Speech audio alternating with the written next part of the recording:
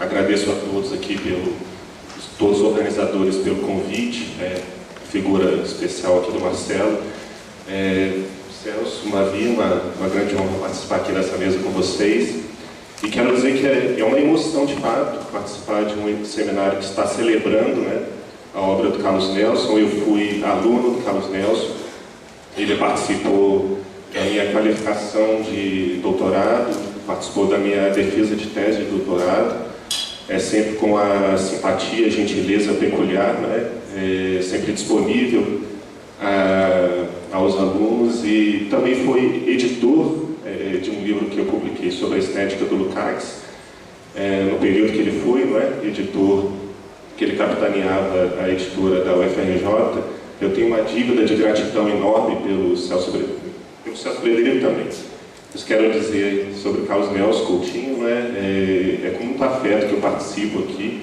Peço desculpas pela minha emoção aqui, porque de fato Carlos Nelson foi muito importante na minha formação, muito importante na formação de todos nós que estamos aí, Henrique, na casa dos 35, 40 anos, porque de fato ele deixou um legado intelectual imensurável e que todos nós devemos nos confrontar com esse legado, devemos nos nutrir com esse legado, e é por isso que ele é muito necessário e é por isso que ele deve ser celebrado nesse seminário organizado aqui pela UFRJ. Meus parabéns aos organizadores e, de fato, me sinto honrado por participar aqui desse momento. Muito obrigado.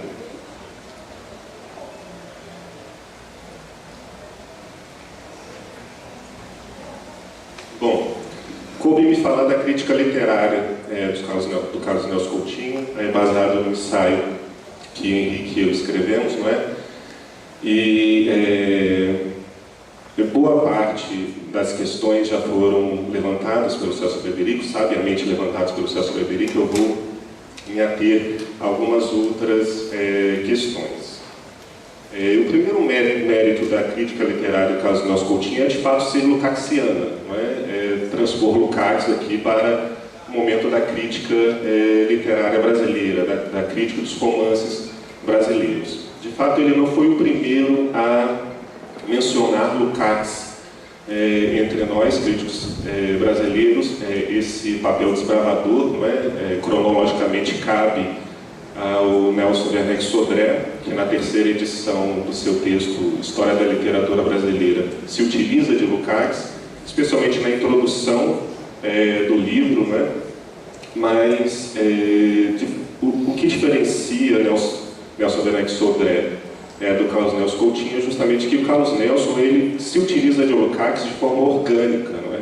De forma sistemática. Ele transforma, ele exaure as categorias da estética de Lukács nas suas análises literárias, enquanto Nelson Werneck Sodré não se coloca este projeto de ser organicamente lukácsiano nas análises que ele faz da literatura brasileira.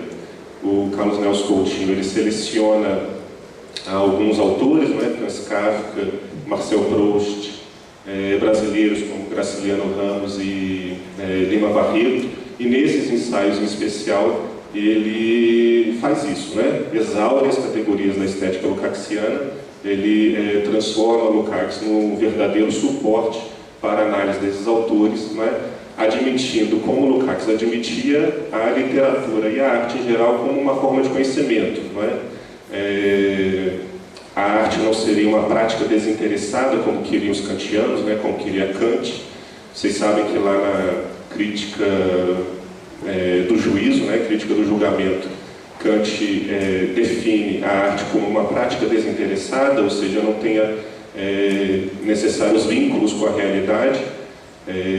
Trata-se apenas da fruição pela fruição, se formos levar ao limite o que Kant defende como arte, e Lukács, em contrapartida, ele defende a arte, a literatura, como uma forma de conhecimento, com toda a sua peculiaridade. A ciência é uma forma de conhecimento, a arte é uma outra forma de conhecimento, e por aí vai. Este é o princípio, o princípio básico da estética de Lukács, que Carlos Nelson Coutinho transpõe para a leitura dos autores que ele seleciona, E de fato ele selecionou autores da mais alta categoria. Se pensarmos em Kafka, Proust, Graciliano Ramos e Lima Barreto, né? Eu acho que um autor, um crítico literário, ele já demonstra a sua amplitude quando seleciona um objeto da mais alta, de fato, né, amplitude, como foram esses 4 autores selecionados pelo Carlos Nelson, sendo que ele ainda produziu artigos sobre Dostoiévski e outros autores.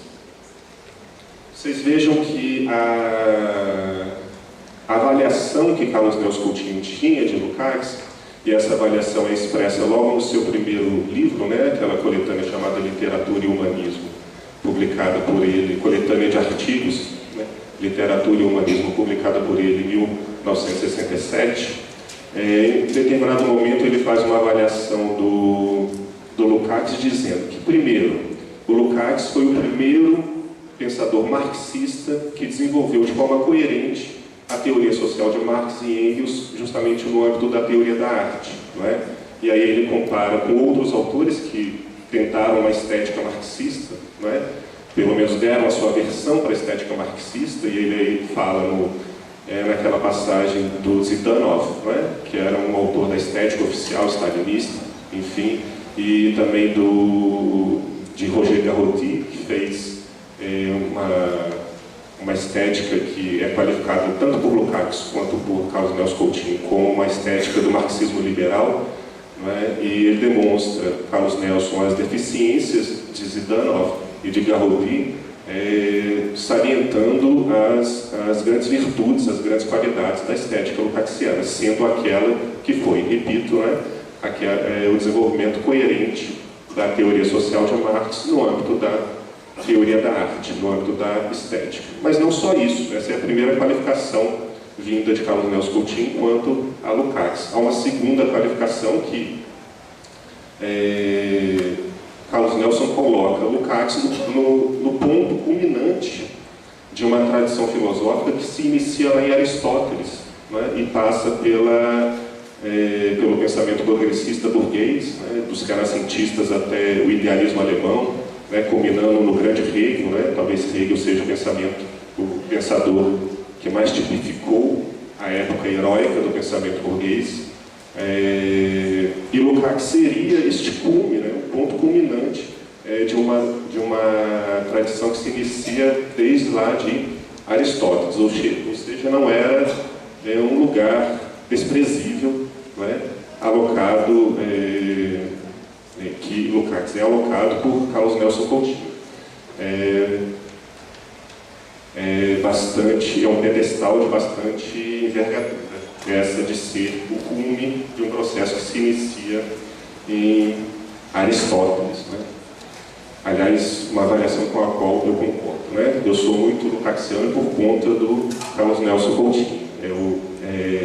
Já na graduação, aí vai um dado biográfico aqui, já na graduação eu li 2 textos que enfim, me fizeram, significam a minha conversão a Lukács. Eu já me considerava marxista, e quando eu li Literatura e Humanismo, justamente este texto, né, que eu mencionei, do Carlos Nelson, e li também uma tradução do Carlos Nelson e do Leandro Conder de um livro de Lukács chamado Uma Introdução à Estética Marxista, né, tradução do Carlos Nelson Coutinho e do Leandro Conder, da versão italiana. Eu acabei ali me transformando num lukácsiano, enfim, passei a ler Marx com a lente lukácsiana, a partir com os olhos de Lukács.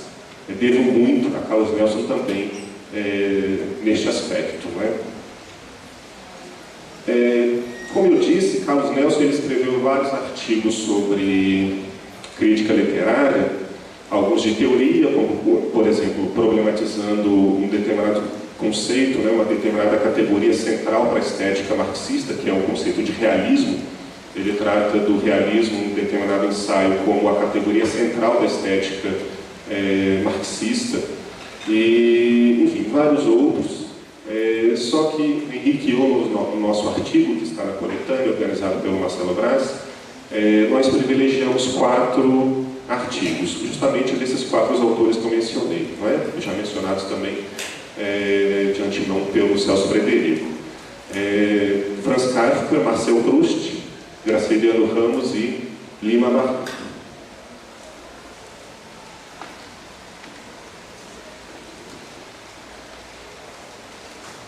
Bom, especialmente quanto a Kafka e a Proust, a análise que Carlos Nelson faz, esses 2 ensaios sobre esses 2 autores, o escritor tcheco Kafka e o escritor francês Marcel Proust, ele demonstra nesses 2 textos que a recepção que ele faz da estética lukácsiana não é uma recepção passiva, não é uma mera transposição das ideias do Lukács para análise de autores singulares como os 2 mencionados. Na verdade, a recepção que Carlos Nelson faz da estética lukácsiana é sempre muito criativa, não é? Não é sempre muito criadora, não é? Há ressalvas, quer dizer, Carlos Nelson Coutinho faz ressalvas a determinadas posições, observações laterais do Lukács, muito embora ele permaneça no âmbito da estética lukácsiana, não é? Isso é muito interessante, lermos esses textos e percebemos que, mesmo fazendo as ressalvas necessárias, e aí eu concordo com as ressalvas que Carlos Nelson faz ao Lukács, quando trata, né, de Kafka e Proust, mesmo quando faz essas ressalvas, Carlos Nelson não se transforma num anti-lukácsiano, ele não sai das fronteiras da estética lukácsiana, ele não sai dos limites da estética lukácsiana, né? Num texto publicado, numa outra coletânea de artigos publicado em 2005, não é? Quer dizer, já numa fase em que Carlos Nelson está afastado de Lukács e trabalhando muito mais as problemáticas de Gramsci. Na introdução a essa coletânea, que se chama Lukács, Proust, Kafka, enfim, a literatura do século XX, ele diz que é preciso ir com Lukács para além de Lukács. É preciso ir com Lukács para além de Lukács, especialmente tratando de alguns autores que Lukács elencou, listou, colocou na categoria de vanguardistas, né? A rejeição de Lukács à vanguarda literária fez com que ele acabasse por elencar entre os vanguardistas determinados autores que não mereceriam esse rótulo, como argumenta Carlos Nelson, falando exatamente de Kafka e Proust. Como se sabe, não é? A leitura que Lukács promove de Kafka e Proust é bastante severa, não é nada, digamos assim, simpática, pelo menos não no primeiro momento da obra, do primeiro contato de Lukács com Proust e Kafka, né? Existe um livro que foi publicado no Brasil, chamado Realismo Crítico Hoje, né? Que é o nome que o livro recebe na edição italiana, mas vocês vão encontrar na edição francesa com outro nome, né? O significado presente do realismo crítico. Vão encontrar na edição alemã com outro nome, Contra o Realismo Mal Compreendido, né? Mas a primeira edição deste texto se deu na Itália e foi justamente com o nome com o qual ele foi traduzido aqui no Brasil, Realismo Crítico Hoje, que possui uma introdução do Carlos Nelson Coutinho. Nesse texto, Lukács coloca Kafka e Proust como 2 momentos no âmbito da literatura daquele que seria um movimento irracionalista que combinou, né, que tendeu a Hitler, né, que combinou e tendeu a ascensão do nazismo, né? Seria mais ou menos os autores, né, no âmbito da literatura que participaram do movimento da decadência ideológica da burguesia, aqueles autores, né, que lá na Destruição da Razão, um livro de 1953, o Lukács, ele lista, no âmbito da filosofia alemã, autores que teriam aberto as sendas, os caminhos que facilitaram a ascensão no âmbito das ideias, né, para a ascensão do nazismo, de Schelling até aqueles que de fato aderiram ao nazismo, enfim, Otto Spahn, Hans Freyer, Carl Schmitt, filósofos nazistas de fato, né? E Kafka e Proust estariam também nesse caminho, não no âmbito da filosofia, mas no âmbito da literatura, segundo Lukács, neste livro chamado Realismo Crítico hoje. O Carlos Nelson ele concorda com a rejeição que Lukács tem das vanguardas literárias, mas ele discorda em alocar Kafka e Proust na categoria de meros vanguardistas, né? Ele acha que há um equívoco aí em Lukács trazer Kafka e Proust para o âmbito da vanguarda literária propriamente dita, ainda mais colocando esses dois autores neste caminho, né, que culminou no nazismo, o caminho da decadência ideológica da burguesia, do movimento irracionalista, né? Para Carlos Nelson Coutinho, Kafka e Proust seriam escritores, seriam momentos de uma literatura profundamente realista, né? Uma literatura que é aquela forma de conhecimento, né, que eu disse lá no início, que Lukács estipulava como sendo necessária para a grande arte, né, para a grande literatura. Mais Kafka que Proust, né, segundo a leitura que faz Carlos Nelson Coutinho. Kafka seria, sim, um instante vigoroso, um instante importante, né, do realismo crítico, e Marcel Proust teria momentos desse instante vigoroso de realismo crítico, muito embora ele tivesse também fortes tendências naturalistas, né, que seria aí um método, né, um método antípoda do realismo. Os naturalistas eles não tratariam a realidade, não captariam a realidade na sua essência, mas enfim, apenas na sua forma aparência cotidiana, não os personagens como tipos que tipificassem as grandes tendências de determinada realidade particular, mas sim os naturalistas apenas reproduziriam de forma como um retrato o cotidiano médio dos personagens.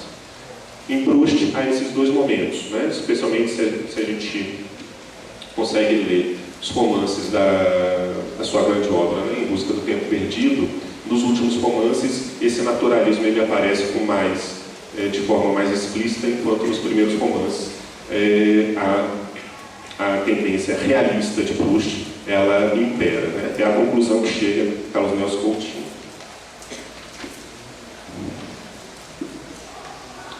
Então, quem seria Kafka, né? Qual seria a literatura kafkaniana, segundo a interpretação do Carlos Nelson Coutinho, discordando da interpretação dada por Lukács, né? Para Carlos Nelson, Kafka seria um escritor que descobriu e criticou, né, a literatura como descoberta e crítica do real. É uma ideia já bastante presente na estética do Lukács, sendo o título de um dos seus capítulos, né, a arte como descoberta e literatura, descoberta e crítica do real.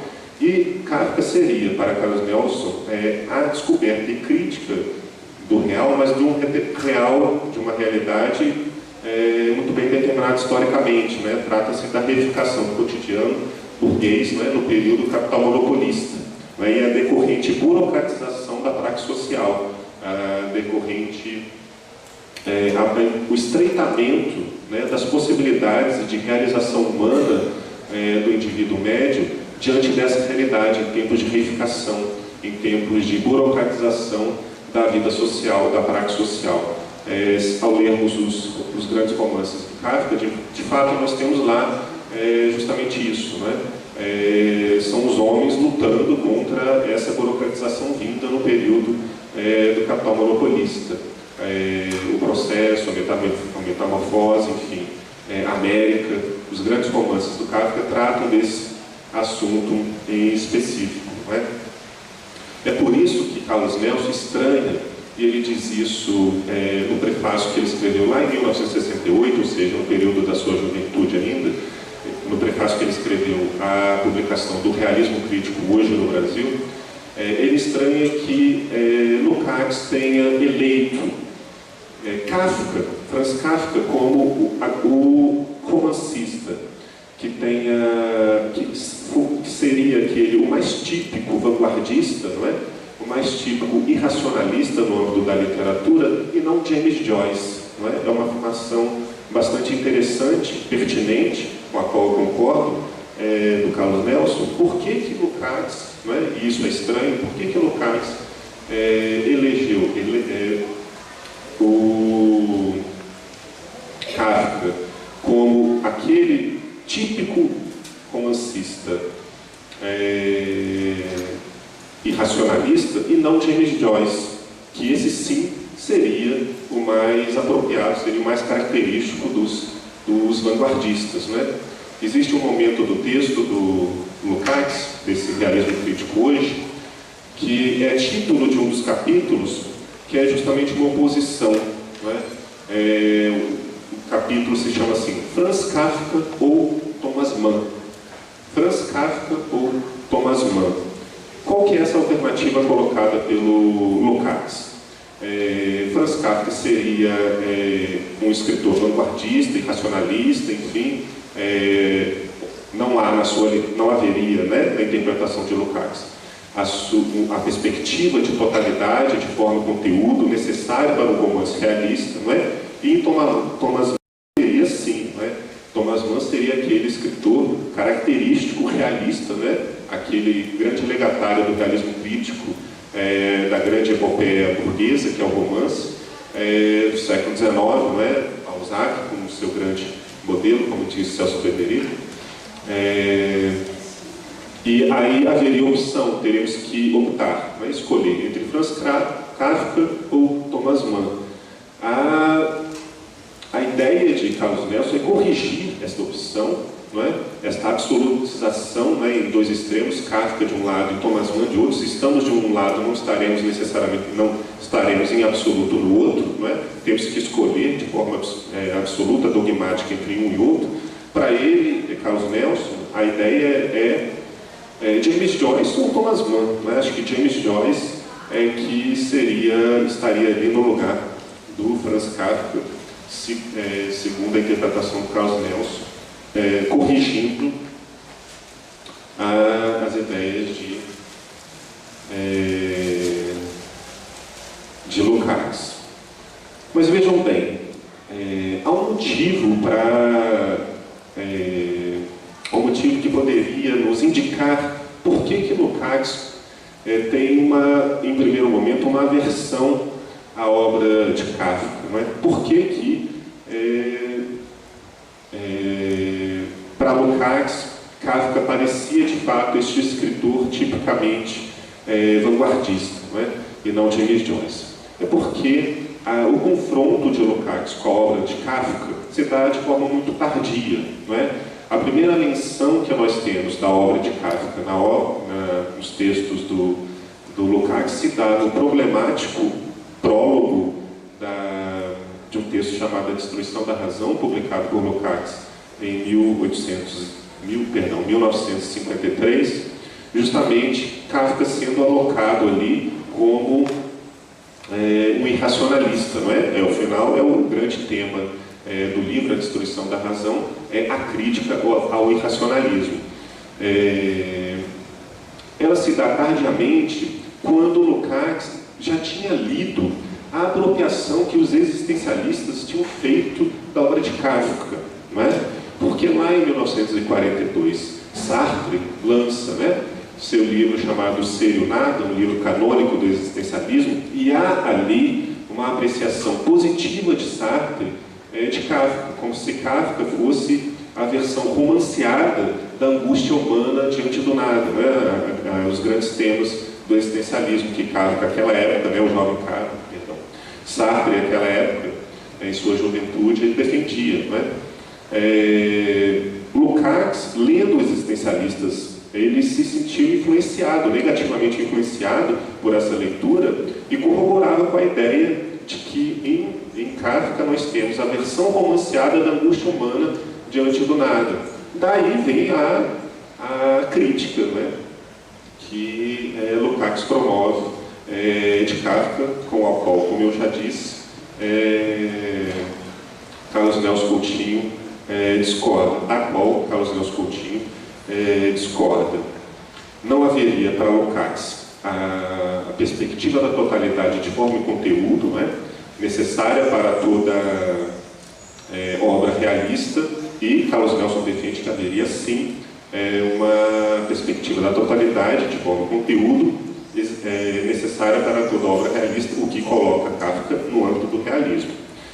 Segundo Carlos Nelson Coutinho, essa é uma ideia que a gente trabalha, Henrique e eu trabalhamos um pouco no artigo, que para Carlos Nelson, o Lukács ele defendia a exigência da totalidade, da perspectiva da totalidade para os romances, muito influenciado pelas frentes populares, não é? As frentes populares, ele queria trazer para o romance também essa exigência da perspectiva da totalidade, com a intenção de criar na literatura uma frente popular, a maneira das frentes populares contra o nazismo, que se iniciam aí na década de 30, justamente para preservar as instituições democráticas da burguesia.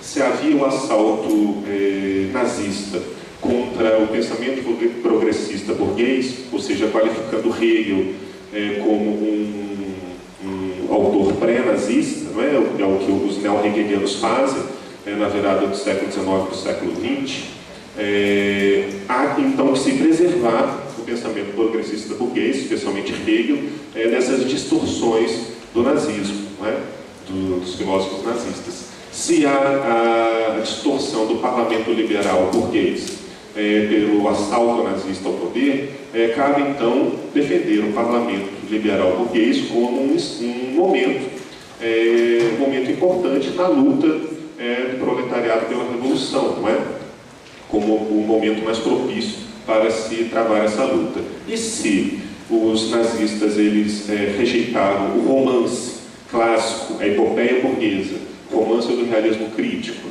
como arte regenerada, cabe então preservar essas instituições, tanto o parlamento como o pensamento do período heróico da burguesia e a epopeia burguesa, o romance, cabe então preservar contra as distorções vindas por parte do nazismo. Então haveria ali uma frente popular no âmbito da literatura, que é uma ideia que Henri Avron defende bastante, escreveu um livro sobre isso, a ideia de Lukács criar uma frente popular no âmbito da literatura também. Segundo Carlos Nelson, o Lukács passa a defender a exigência, de uma perspectiva de totalidade, de forma e conteúdo no âmbito do romance, justamente influenciado pelas frentes populares. Só que eu acho que aí haveria uma discordância nossa,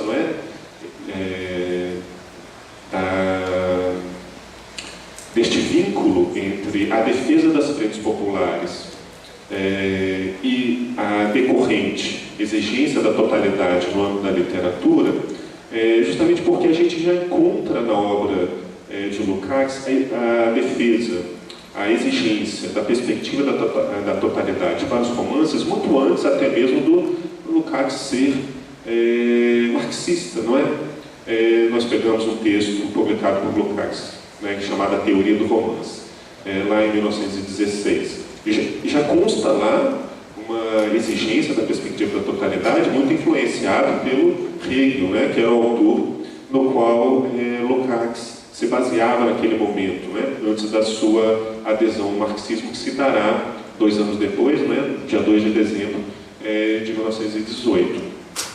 Ou seja, nem havia sombra de um Lukács marxista, nem havia sombra das frentes populares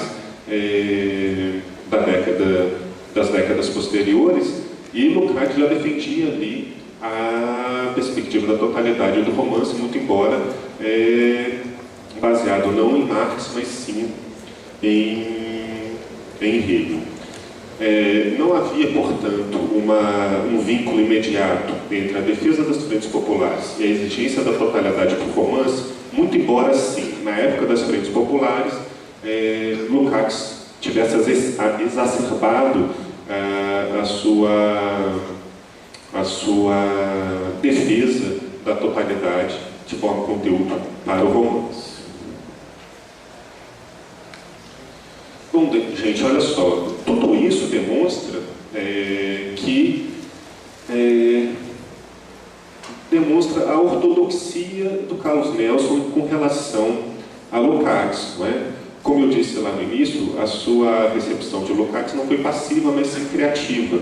E foi ortodoxa, não é? Ortodoxa no sentido exposto lá, uma passagem bastante famosa de História com Essência de Classe, que ortodoxia para Lukács significa ser fiel ao método, não é? Ao método marxista, mesmo que tivéssemos que abrir mão de observações laterais, né, produzidas por Marx, né? Seríamos fiéis a Marx, aplicando o método de Marx, não exatamente concordando com absolutamente tudo que Marx disse de forma dogmática, não é? Concordar de forma dogmática com absolutamente todas as observações de Marx não seria ser ortodoxo para Lukács, é o que ele diz lá, História com Essência de Classe. E podemos dizer o mesmo com relação a Carlos Nelson e Lukács. Carlos Nelson foi um lukácsiano ortodoxo, né? Mas isso não quer dizer que ele corroborou com absolutamente todas as observações laterais de Lukács. E que bom que tenha feito assim, né? Lukács de fato mereceria alguns ajustes de princípio. Franz Kafka e Marcel Proust, né? Passamos então para Graciliano Ramos e Lima Barreto, né? A obra de Graciliano Ramos e Lima Barreto foram o veículo que possibilitaram para Carlos Nelson trazer a estética lukácsiana para pensar a literatura brasileira, não é? E aí é que nós vemos, se compararmos o que Carlos Nelson disse sobre Proust e Kafka, em face do que ele disse sobre Lima Barreto e Graciliano, nós vamos perceber que ali, nesses ensaios sobre os escritores brasileiros, há de forma mais explícita, de forma mais evidente, de forma mais trabalhada, investigada, estudada, a relação entre literatura e realidade social, né? Essa é uma ideia que o Henrique trouxe para o nosso artigo e, de fato, é uma verdade, é um fato, né? Estudando Graciliano e Lima Barreto, nós vemos ali um vínculo muito mais próximo da literatura e da realidade social a qual ela representa, né? Sobre a qual ela reflete.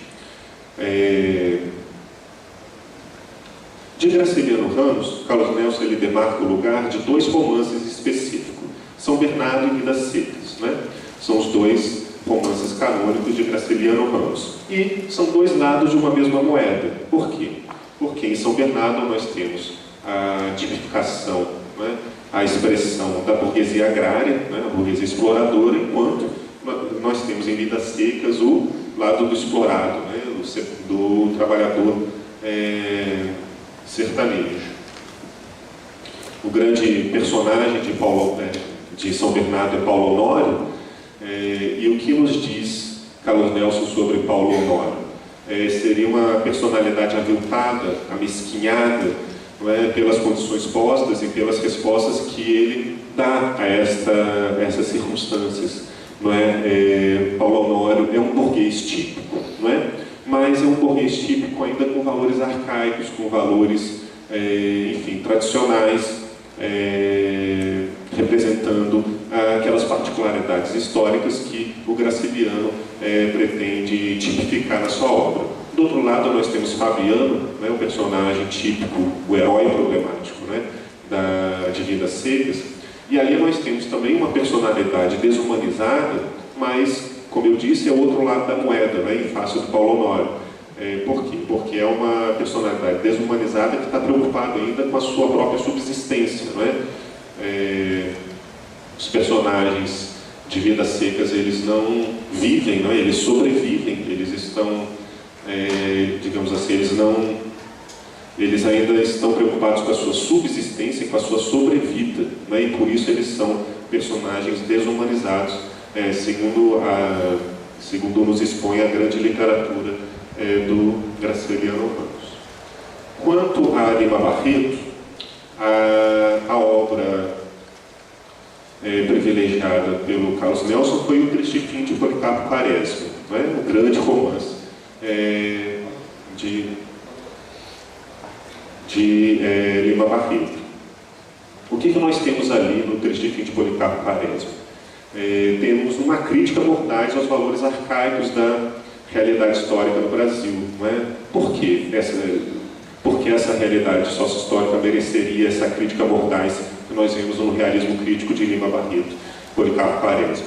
É porque em Brasil se dá, né, o processo de modernização burguesa do Brasil se dá com revoluções passivas, né, trazendo consigo o velho arcaico no bojo do novo moderno. Né?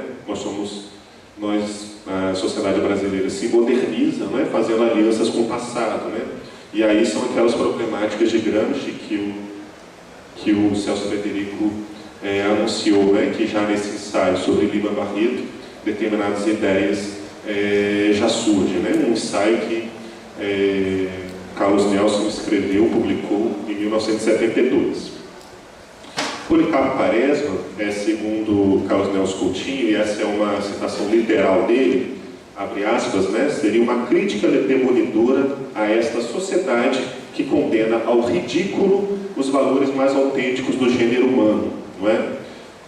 Policarpo Quaresma, no romance, ele é condenado ao ridículo porque justamente ele representa os valores mais autênticos do gênero humano. Não é? É justamente isso que é Policarpo Quaresma. São essas as questões que estão tipificadas no personagem título do romance de Lima Barreto.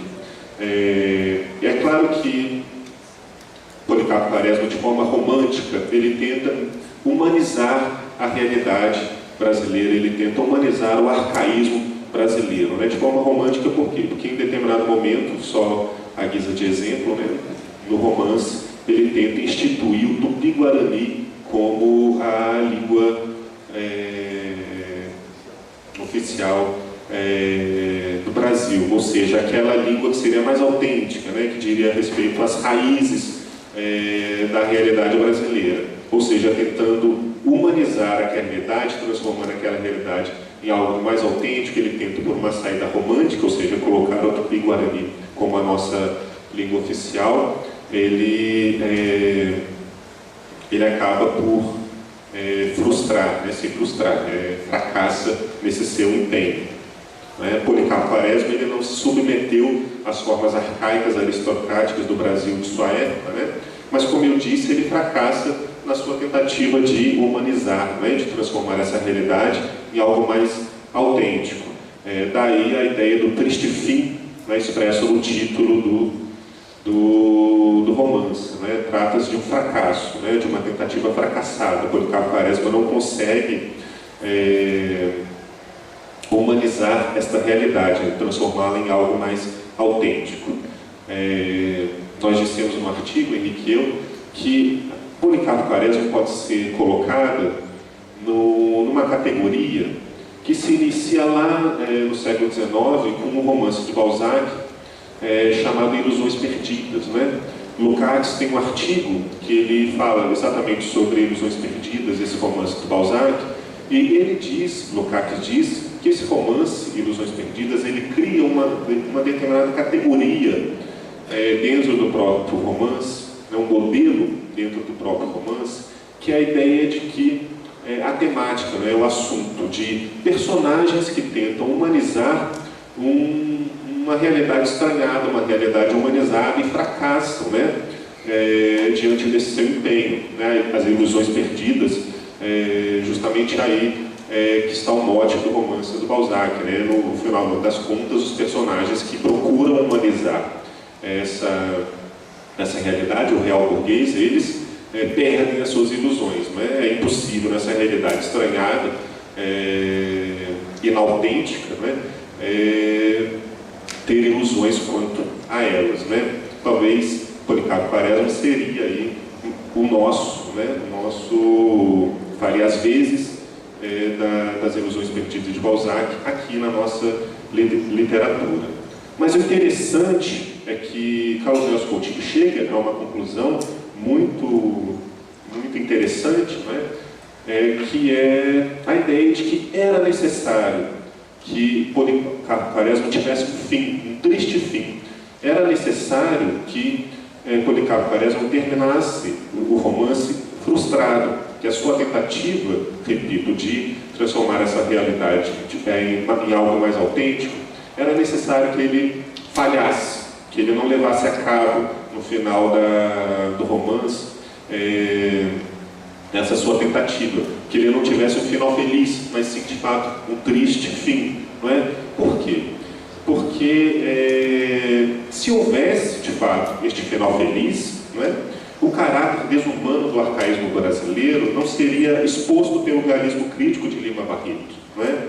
A derrota de Policarpo era necessária, né? A sua frustração era necessária, o seu triste fim era necessário. Por quê? Porque senão, se ele tivesse este final feliz, né? Se ele tivesse conseguido transformar essa realidade em algo mais autêntico, pareceria justamente isso, né? Que o humanamente autêntico seria realizável nos limites do arcaísmo brasileiro. Como não humanamente autêntico, não é realizável no arcaísmo brasileiro, precisamos superar os limites do capital, né? Para que tivéssemos, enfim, uma emancipação genérica, enfim, das relações sociais. Se Policarpo Quaresma tivesse tido sucesso na sua empreitada, ele acabaria dando margem a interpretações desse tipo. É realizável, sim, dentro dos limites da sociedade burguesa, né? Dessa modernidade burguesa que se concilia com o passado, ser humanamente autêntico. Por fim, gente, para terminar, me faltam 5 minutos, e de fato estou terminando, eu queria dizer que Carlos Nelson é um crítico literário de natureza filosófica, não é assim que nós terminamos o artigo. Hoje em dia, e eu acompanho isso de forma bastante próxima, porque de fato é algo do meu interesse, quando observamos determinadas críticas literárias, o que a gente vê hegemonicamente, é claro que isso não vale para absolutamente todos os críticos literários em sua singularidade, mas é apenas a atmosfera do nosso tempo, né? Nós vemos que as críticas literárias estão muito mais respaldadas em uma perspectiva jornalística, né? Que é meio empobrecedora se pensarmos numa crítica filosófica de uma crítica literária de natureza filosófica, como foi aquela que Carlos Nelson fez, não é? Com toda a sua maestria.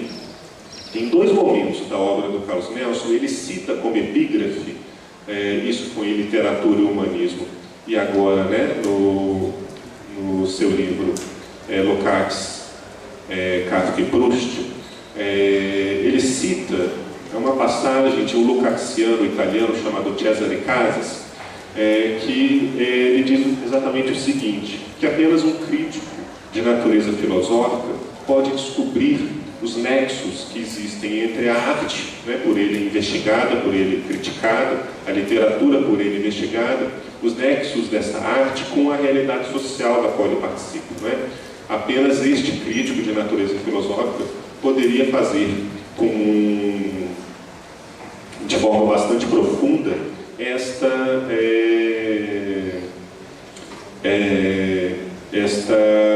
elaborar esses nexos, né, que existem entre a arte, né, a literatura e a vida social da qual ele participa, né, na qual ele está inserido, né? E Carlos Nelson Coutinho foi exatamente este crítico literário. Ele soube, não é? Como poucos, traçar os nexos que existem entre a realidade social e a literatura por ele analisada, não é? E, de fato, foi o grande crítico literário que foi, muito por isso, né? Eu agradeço novamente a oportunidade de participar desse seminário. Foi uma experiência muito proveitosa, foi uma verdadeira honra, um prazer. E eu repito, nessa tarefa de celebrar a obra de um grande intelectual, de um grande marxista, como foi Carlos Nelson Coutinho. Muito obrigado a todos.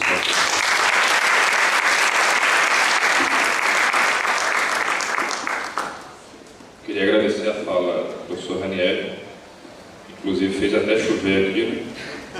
Para esfriar um pouco para o futuro. E passar agora a palavra para a professora Marli Rodrigues, que vai continuar um pouco essa discussão. E o interessante também dessa análise da obra de Carlos Nelson, a obra O Estruturalismo e Miséria da Razão, que apesar de ser uma discussão ontológica, Carlos Nelson está ainda muito baseado na análise estética. Ou seja, na grande estética, ele vai pegar os pontos principais da ontologia que vai constituir a crítica que ele vai fazer ao estruturalismo. Ou seja, é um caminho, um prosseguimento dessa análise mais juvenil, se puder chamar assim, da crítica literária de Carlos Nelson, transformando isso agora numa crítica mais filosófica e que mais na frente ele vai transformar isso numa crítica mais de cunho político. E também falar da importância que foi essa obra, a crítica de Carlos Nelson ao estruturalismo, que uma